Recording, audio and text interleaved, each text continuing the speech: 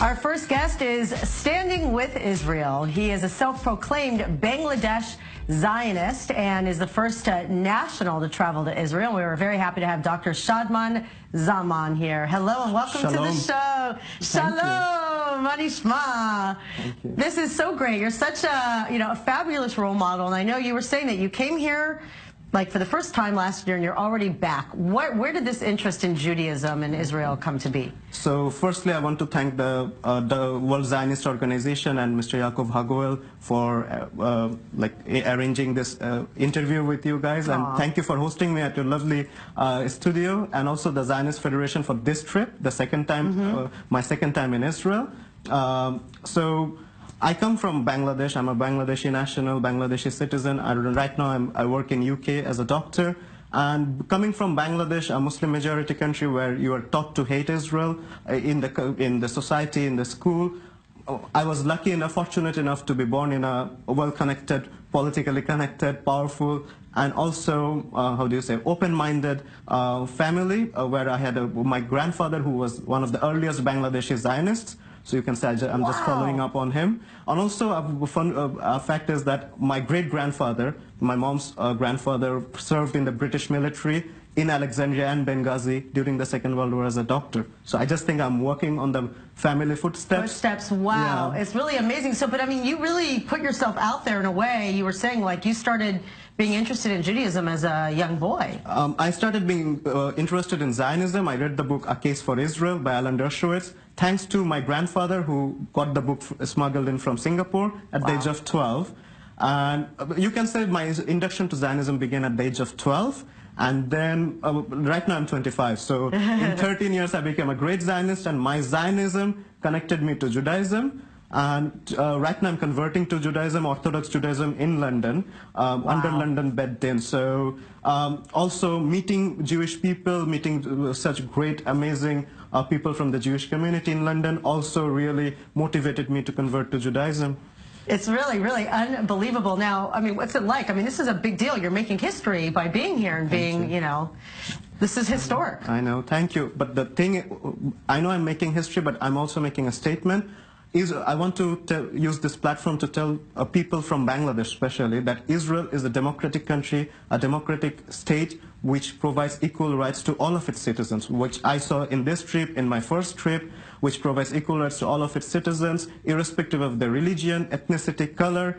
And I sincerely believe Bangladeshi people and also Israeli people, but Bangladeshi people would benefit greatly by being friendly with Israel. And I hope, Bezrat Hashem, very soon that day is going to come when Bangladesh and Israel will be friends. Well, listen, it's so great that, yes, we, first of all, it's a pleasure to have you, but for you to have this platform to do with this. However, you can't now go back to Bangladesh to actually talk about your The thing is, I can't go back to Bangladesh because I'll be charged with high treason at the airport, because my passport says this passport is valid for all countries of the world except Israel. It literally says except Israel. Except Israel. It literally says that. But my parents are there, and I hope I can go and visit them someday in my country, and my friends are all there. So I really hope so. How do your friends and family feel about this? About the conversion or about Zionism? Yeah, but just about the conversion. Obviously, they're Zionists, but are they going to get them to come to England and do Shabbat with you and things like this? I would love to. The thing is, conversion, my dad, as I said, is an atheist, so he's okay with it, sort of. He says,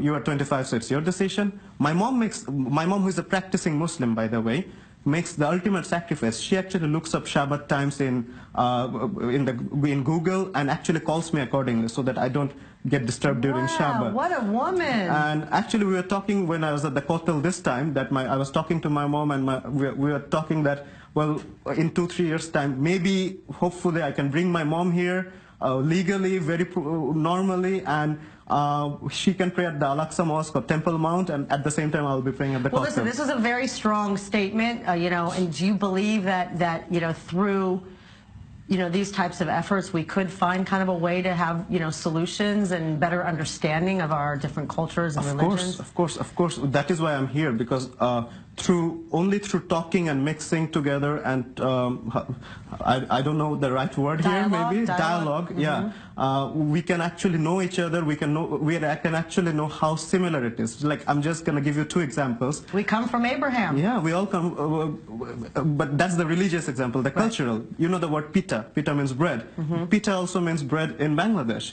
The word for carrot is gajor in Bangladesh, and gezor in gezer in Hebrew. So your Hebrew is going to be better than mine in no time. Well, I'm trying to learn. Wow, really, it's really amazing what you're doing. And let's also talk about, just the fact of, what's going on in your country. I mean, is it getting worse? It seems like there's a lot of, Islamic zealots that are really kind of infringing on just basic Sunni, what is it, 85% or 87% or Sunni Muslims? Sunni. Yeah. So the thing is, the current government is a socialist progressive government, but as you said, there is 87% of Sunni Muslims, and most of them are indoctrinated into the Wahhabi ideology, which actually calls Jews with worse names that I don't want to mention. So was it really, growing up, did they really actively say bad things about Jews in Israel? I was always told Israel is the root cause of all problems. Jews are even in some of my school textbooks, it was said Jews are the mirror images of Satan